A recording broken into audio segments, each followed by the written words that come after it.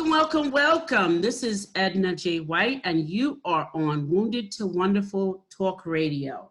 I am your host. Listen to me. Now I'm screwing up. You see him screwing up?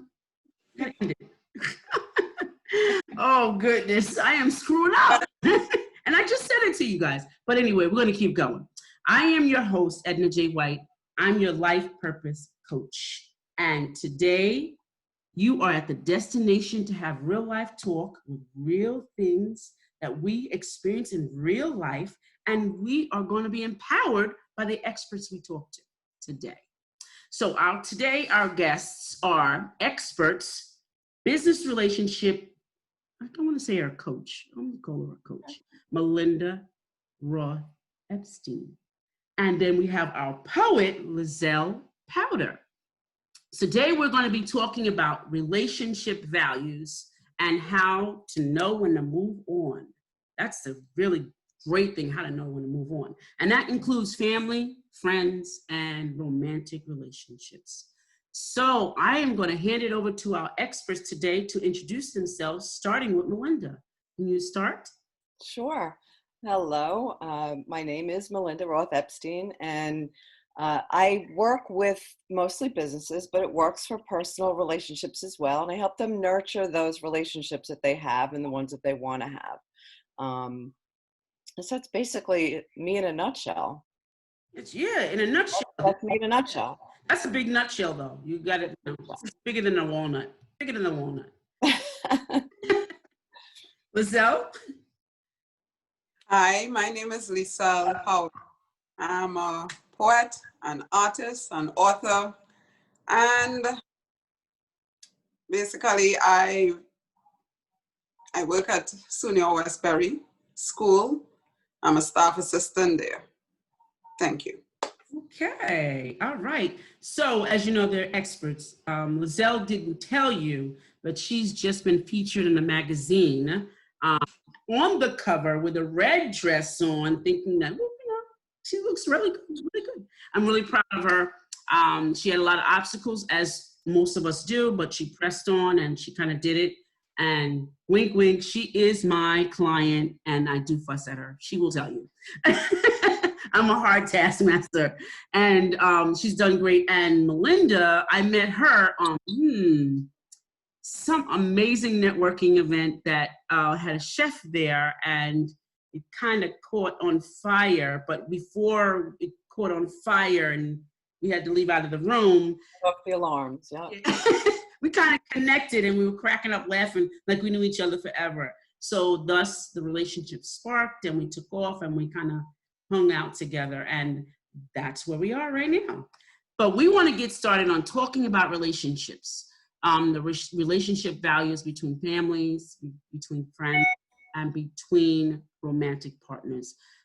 Let's talk about the values, Melinda. Can you tell me something that you look forward to in a relationship in value?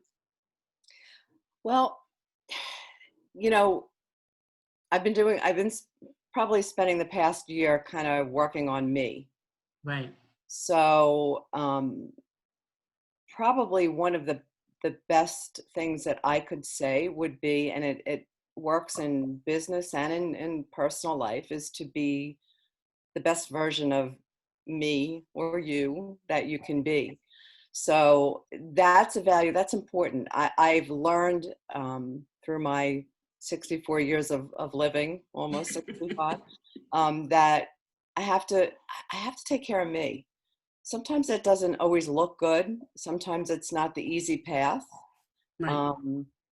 And it took me a long time to get there.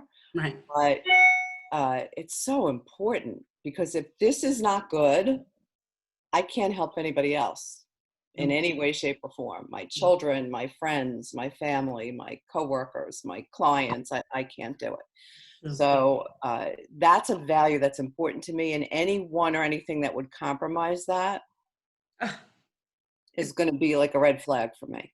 Hit the road, Jack. It's a red flag. And you have to always kind of be in tune to that, because somebody that can be good for you at one point in your life may not be later. Yeah. Again, you know, I relate this to business too. Even a business relationship, there are times when you need to say, you know what, I can't help you anymore. You know, it's time. It's very good. Yeah, I think that you're right. I know that you're right. I always say, be the person that you want to draw to you. You know, so you got to be the romantic partner that you're looking for. If you're not, forget it. You're not going to find that person. You're going to find somebody who's not ready, you know. Because you're not ready. Because I know for me, when I was looking for a romantic partner, everybody was emotionally unavailable. And I kept saying, why am I doing that? Because I was emotionally unavailable. I really was. And so I had What to, you were putting out, right? It was what you right, were what I'm putting out, I'm drawing. So I'm like, like, I like this guy. He's cool. He's great. He's, and I was like, wait a minute, he's me. You know, it's like, what? He's me. And I had to step back, stop dating, and kind of get that right, get that all organized, you know, because it was really me, you know, pulling all these things, these crazy things. Lizelle, what do you think? Or what do you know? Because you're an expert. What do you know? Expert. Yes, life is expert. Let me tell you. Let me tell you. Okay. Well, how to put it? I will kind of go back to where I was much younger. Mhm. I always wanted to be in love and wanted someone to love me. Right. So anybody come around and say they love me, you know, and I find it cute, I say, why not? Give it a shot, you know? There you go. And when it kind of escalated into problems and situations, and I was in emotional turmoil, and, you know, I said, okay, instead of letting myself stop, I kept going. Right. Looking for something, looking for that love, that void, because I didn't really have it when I was growing up. Right. It's filled with a lot of hurts and pains and abuse, and, you know, so you're looking for something to make you feel good, make you feel wanted. It's true. And it went on like that for years for me in my younger years. And I just kept going and going, thinking that I would find, thinking that I would meet, thinking that I would want this person, because I went in with the problems, I went in with the sadness, I went in with all these troubles. And that's how it you know, even my 2 marriages, I'm divorced, both of them ended up in divorce because I was, you know, I think I pushed myself to that point of still wanting that love, and I wasn't getting it. So now that I am been single for over 3 years and not dating or anything, not even stop looking really, you know,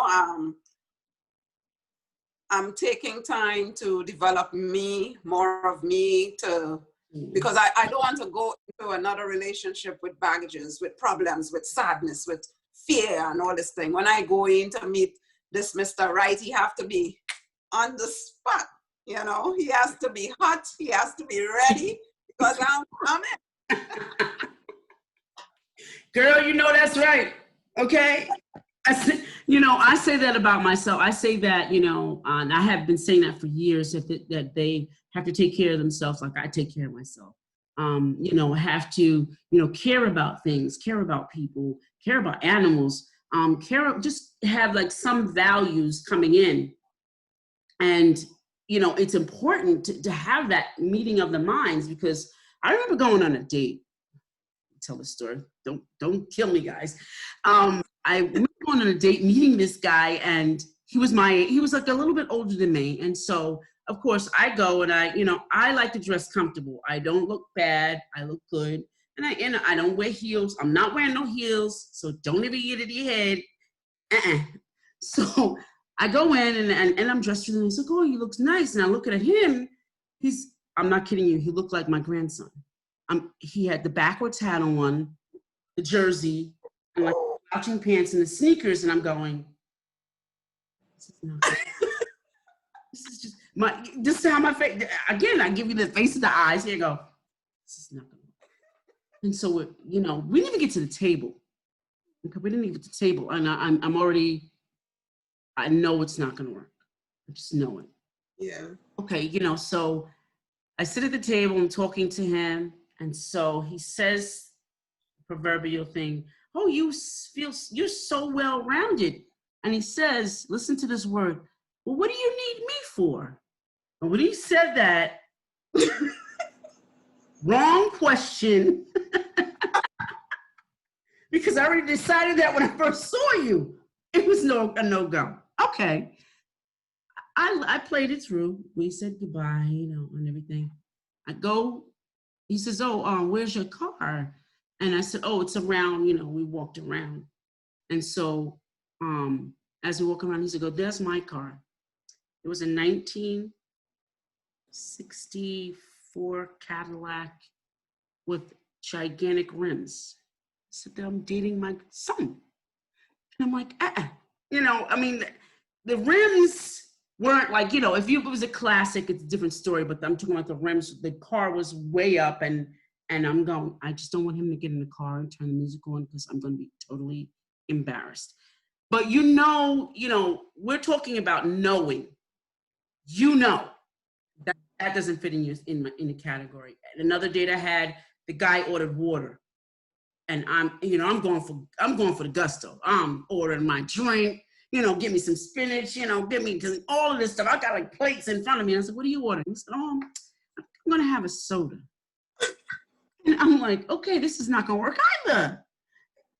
I know I'm going to pay for this. And I said, listen, you can't sit in front of me and do this. What kind of drink do you want? I'll order it. You know, I'll pay for it. And I'm sitting there just munching, and I know this man is hungry because he just came from work. And I'm going, so you already know being cheap, and you know, they're out there. You can be frugal, right? Right, Melinda, you can be frugal. Absolutely. You know, but this is a date. I'm not doing McDonald's, Burger King's, Applebee's, none of those. No, you take me to a real restaurant. No, that's a date. Exactly. You know, right? Is it a date, Melinda? I mean, come on. I'm so out of that part. But yeah, it sounds like yeah. Melinda, I'm not taking Applebee's. Well, first of all, turn that hat around. Like, yeah, take it off, and the jersey. We only do that, and when we watch basketball, football, we only dress up like that. Not on a date. No. You know, so those values right there tells me, no, we're not on the same page. You know, pinpointing, let's talk about like pinpointing like the things that you know right from the jump with friends, even with family, you know, with yourself. And we talked about ourselves, which is important. That's number one. Number one is be the best friend that you can to yourself first. If you don't love yourself, you don't even think about it. That's number one. Don't even think about it. And Melinda made a great point, is you got to be your number one friend. I mean, you got to take care of yourself, heal yourself, make yourself the person that you're looking for, got to be the person that you are. Yes. And then now let's talk about the values, the importance of the values that, not the values, the knowing when it's time to go, when it's time to say, you know, okay, this ain't real right. You know, let's talk about that. Lizelle, what do you have to say about that? What were some of the things that you saw, that you knew in your heart of hearts that, I can see by the smile you were ready to go. Well, sometimes you know things as a no-no, but you still, you know, how to put it, my dating really was in my younger years, I must say, because after the divorce came through with my second husband, I haven't dated. I must be rusty because I don't even know what I was doing. But I saw the red flags and I still pursue. I saw the pain, I saw the heartache, and I just didn't want to give up on the relationship with my boyfriends. You know, I saw the red flags, I saw the mommy's boy, I was Ooh, that's a good one. Mama's boys. Ooh, very. Yeah. So like at one point in time, one of the guy, he was married, and he said, no, my wife she's not here. She is separated. She's living somewhere else. And I say, okay. And I went in, only to know, waiting for him. He didn't show up, come with some sad excuse, and only to hear that he's still together with his wife, you know. And I was in my 20s at the time, because like I said, I was like rolling. I was, you know, as one relationship, I wasn't thinking to take care of Lisa. I wasn't thinking of taking care of the needs of Lisa. All Lisa wanted to be loved. Yeah. So the things I saw, and then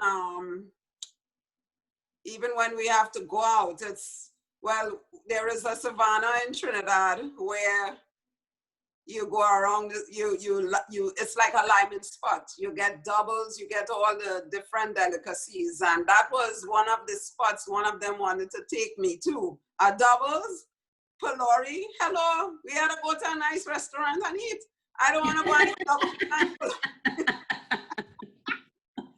all these things, but buy two and get one, right? No. All things, and you know, I want to go to a nice restaurant and thing, but still, I didn't give up. I didn't, even though there were red flags, even though I saw, even though the different relationships I had, they had other people in the relationships. I saw all of these things, but I still wanted to hold on. Right. You know, it took me a while to break free. It took me a while to say, no, Lisa, you gotta stop. It took me a long while. So it was like, well, I think all of us really, well, for me. Yeah, it was like repeated hurts, repeated, you know, so, but now I'm much mature, and I think what we all experienced, and you can tell me if I'm wrong, all of us experienced the fact that we saw the potential in them instead of seeing what they were at the moment. You know, we could make them better, because we're real, you know, we're the thing, you know. Yes. You know. Exactly. Make them better. You know, we're the virtuous women. We can make them better. No. Exactly. Yes. You know. But as women, we also, you know, you have children, so you know.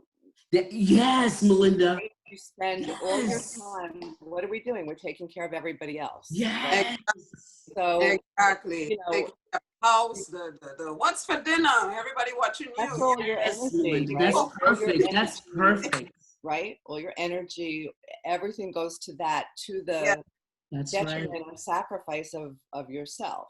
Yeah. Yes. So, you know, the relationship on this, you know, the relationship part of it with your partner or whatever is, when I was listening to you, I was thinking, you know, you're trying to fit a square peg into a round hole. Do you know what I mean? Trying to, you know, make something work that's not working. So, but we do it. We keep doing it because we know that we have our children to take care of, or you know, a family member, or whatever it is. And it's a difficult thing to kind of break out of and see that and know what to do with it.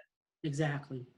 I think we do that because we're nurturers, and being a nurturer yourself, you think, you know, I can nurture this person to their best person.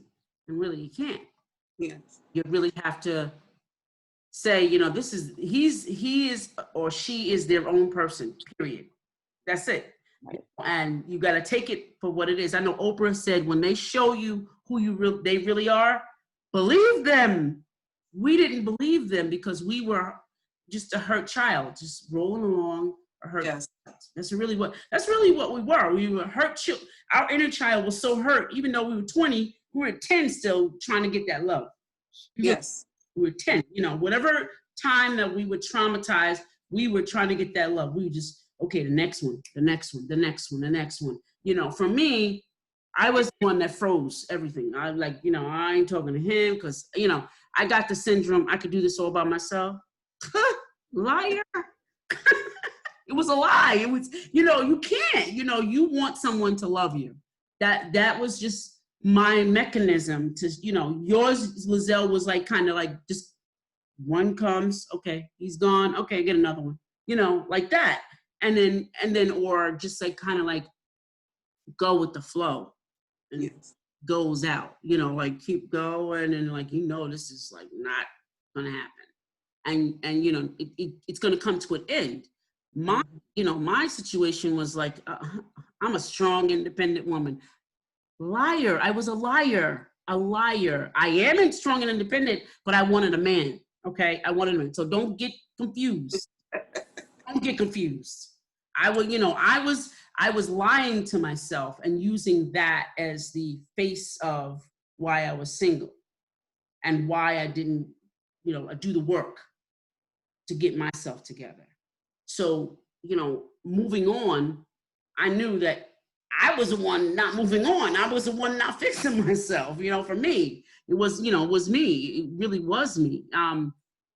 Also, like, Melinda, have you ever experienced or had like anyone that you've ever spoken to that had like just aspirations on, I know that he can be great, I know she can be great, like that. I know. I could see it in them, Have you ever had that? Look at her. She's like, yeah. Well, you know what? I'm going to sound so like sappy, but I really think there's great in almost everybody. I think everybody has, I hate to sound so, cliche, but everybody's got potential. Sure. I think the tough thing is when you see it in someone, and it could be your partner, it could be your child, it could be a friend.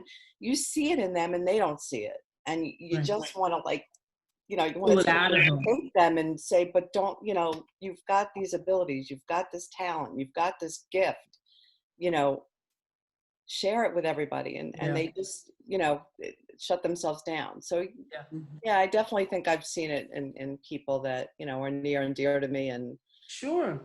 It's a tough. It's hard. It's really hard. It's really hard. But just like when we're growing and we didn't know that we want to get to the point that we loved ourselves, we don't know their time frame. Right. So, we see the potential, but we don't know their time frame. And I get that in my head and to say, I don't know the time frame when they're going to be that great person. And am I going to be sitting here waiting for that? It could be centuries. It took me centuries to find myself. So can you imagine? Like, I don't think so. I don't think so. The hard part, right? It's hard. It's really hard to say that, now that we're older and, mature, because we're lining up our chakras the right way and our inner child is growing up. So we're mature in the spirit and all that. Now that we're there, I think that what we expected was to get that. We had all this baggage packed, like, how we go to counseling and we want to unpack this baggage and stuff like that. We have this baggage still packed and we have these ideals like, okay, I know for me, I would sit there and say, listen, I had a bad relationship with Joe Schmo. And he did da da da da da da da, and you better not do it. I started putting in limitations. You bring it with you, right? Yeah. So I had that on already. Like, I'm ready. Like, you better not even try it. And I set the limitation, and guess what I did? I made an error. And I kind of either pushed the person away or let them know, oh, well, she's a little bit crazy. Am I right? Come on, I can't be the only one that's done that. Come on. Giselle, have you done that? Have you said things like that? Yeah, I know. Because we've all kind of like, started revealing things early. Listen, on a second date, really, like, okay, listen. We started and we forget, and we weren't trained. Maybe we weren't told or discussed about dating. We weren't told about what dating was. And we got 1 minute on our video. So we want to make sure that you all continue to listen to us on Anchor